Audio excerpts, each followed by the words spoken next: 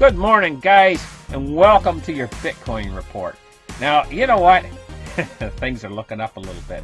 First off, let's take a look now at the date today. Today is Friday, March 29th, 2019. Glad to have all you guys here. Welcome to the show. Now, here's what we want to say. We want to take a look at the charts. We'll open the charts right here, and the first thing we're going to take a look at is Bitcoin itself. You know, we've had quite a little rally back in the last little bit. It's at 40.77, you know, and she's been climbing this morning. Climbing pretty good. Let's take a look at the 1 minute and see what it's doing right now at this second. Well, it's going along sideways right now at this second, but we've had quite a little bit of gains in the market. Let's take a look at cryptocurrency market capitalizations. And we see that it's been creeping up. 143.3 billion. You know, we were around 141 billion and we were having trouble moving upwards, but now we're moving up rather good, you know. The market's starting to heat up a little bit. Bitcoin dominance at 50.4%. All your favorite coins, you know, they're all creeping upwards, most of them this morning. Litecoin's just starting to take off a little bit this morning. It's at 61.32. Now, you know what? Litecoin is undervalued at $61. And why I'm saying that is, you compare the amount of Litecoin. There's 61 million of them. And there's 17.6 million Bitcoins. You do the math, break down 17 million into 61 million. And you get like, oh, I guess it's around 3.2 or 3. I'm just doing it in my head real quick. It's about 3.3 times the amount of Bitcoin. Well, Litecoin is not 1/3 the price of Bitcoin. Litecoin is way off that market, $61, you know. And so Litecoin is undervalued because I think in the end the two store of value coins are going to be, and that are going to run simultaneously on the Litecoin on the Lightning Network are going to be Litecoin and Bitcoin. And you're going to see Litecoin move up in value quite a little bit from here, from this point. So I think there's actually more money to be made in Litecoin than there is in Bitcoin, just my estimation. But that's only my opinion. Only take it for what it's worth. That's why I'm a little bit more heavily invested in Litecoin than I am Bitcoin. But those are two coins I'm really excited about, is those two coins. I really love those two coins. So the Bitcoin price today is $41.06. Ethereum is at $141.05. XRP is at 30 cents, 30.7 cents each. EOS is at $4.32. Litecoin is at $61.32. Bitcoin Cash is $169.50. Binance Coin is $16.72. Stellar is 10.7 cents. Cardano is 6 cents each. Tron is 2.3 cents each. Now look at Tron. 66 billion of those. Can you compare that to the 60 million Litecoins? You know, 61 million Litecoins. Compare that to Tron's 66 billion. You know, no wonder they're only 2 cents each. That doesn't surprise me. They've got so many of those coins. Monero is a coin that there's not that many of, really. They're $53.39. And there's 16 million of them, so there's not that many of them. Now, Dash is a coin to take a look at. There's only 8.7 million of them. That's not very many, Dash. Dash has been moving upwards lately. $97.75. They have this new wallet coming out called the Dash Evolution Wallet. So now let's move on. Let's take a look at this article. Analysts project $55,000 price for Bitcoin by 2020. Is this possible? Well, you know what? I think it's entirely possible in the environment that we're in. We're moving into an environment where the Fed is starting to become more accommodative to support the markets. And quantitative tightening has now basically gone out the window. Loose monetary policy is going to be next. And in that kind of environment, cryptocurrencies are going to thrive. So yes, it's altogether possible we could. It says Bitcoin has been at a slow surging above $4,000, although it has been managed to maintain its position there. It has made it hard to tell if it will be going up or down in the next minute. However, a renowned analyst has projected that Bitcoin will hit $55,000 by 2020. You know, 2020 is not that far away. It's only a matter of months away, you know. I think it's possible. I really do, because once Bitcoin starts to heat up, we start to see enthusiasm start to come back into this market. Now let's take a look at this story. This story is 62% of analysts believe Brexit will boost the value of cryptocurrencies. Well, you know, Brexit very well could. Even though that it's a world calamity, about ready to happen, a calamity for the United Kingdom, at the same time, it could actually boost cryptocurrencies, because the reaction to this calamity is going to be more accommodative monetary policy. This is the reaction from all the world central banks. Whenever there's trouble, they run right in there and they use money to solve the problems. They create money.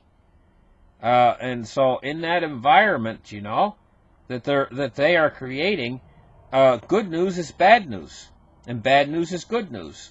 And so this is bad news, so it's good news. It's good news for cryptocurrencies.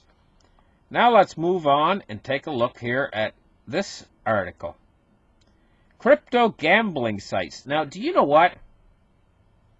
The internet was made for two things: gambling and something that starts with a P and ends with an N. You know? I'm going to tell you what. Huge on the internet. Gambling and something that starts with a P and ends with an N. Huge on the internet. Now, here's the thing. Bitcoin is perfect. It's a perfect way of people to pay for their gambling on the internet. It says CryptoGamblingSites.com launches a massive Bitcoin exchange and gambling hub. You know, people just love this. I'm going to tell you, people get their paycheck, you know, and they can't wait to go on these gambling sites, these internet gambling sites. They don't have to travel to Las Vegas anymore, you know? Now, when you think of how many Bitcoins there are out there, only 21 million, you get all these people gambling out there. They have little pieces of Bitcoin on their wallets, you know, that they use to do their gambling with. Their fingers are trembling, for crying out loud, when they're getting ready when they get their paycheck, you know, at the end of the month, and they run out there and they buy, like, maybe they might buy $200 worth of Bitcoin that they're going to gamble with that month. You know, and they get home, you know, and they're sitting there and they're doing their cigarette, and they can't wait, and they're just like, their fingers are trembling, and they're all excited, you know, and I'm going to have my coffee and my donuts I bought, my special donuts for this week, and I'm going to sit there in front of that screen, and I'm going to gamble, you know, and really, they really enjoy that. They can't wait. I had a woman in front of me in line in the grocery store, you know, and she was buying these scratch and win tickets, you know. And I'm going to tell you, she was so excited by those. She had them clutched in her hand. I'm not a gambler. I don't really understand the excitement that they get inside, you know. But this is something that's a problem for a lot of people. A lot of people have this problem, and they really get excited inside about gambling. They love it, you know. I just thought to myself, you know, if she were to take those scratch and win lottery tickets she just bought, she probably spent $30, $40 on them, and invested in Bitcoin, she really could win the lottery. For real. Not a sure thing. They never win those lotteries. It's a setup. In fact, you know, when people go to Las Vegas, they actually have better odds than they do with those scratch and win tickets. Those scratch and win tickets, basically the odds are set at 50-50. So for every dollar you waste, I'm going to say waste on them, you've just lost 50 cents for every dollar.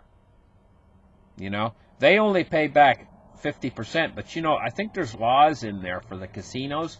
The casinos have to pay back 80%. So it's actually a higher odds of winning in a casino than scratch and win. By law, I think that the casinos have to pay back 80% in winnings. I think it's by law. And so the casinos, when you go into a casino, but how the casino makes their money is, sure, you win, and they pay, you get the 80% of the back, you know, and all of a sudden you're a winner. You've just won some big money at the casino. But inevitably, those people will always head back to the casino, and they'll lay that money back on the table. And they'll keep making that same bet over and over again. You got to understand, every time you make that bet at the casino, they're taking a 20% chunk of that money. So they'll bet the same money over and over and over again until it's all gone, basically, in the end. Because each time they bet it, there's a 20% chunk of that money coming off. That's the odds makers have figured that in.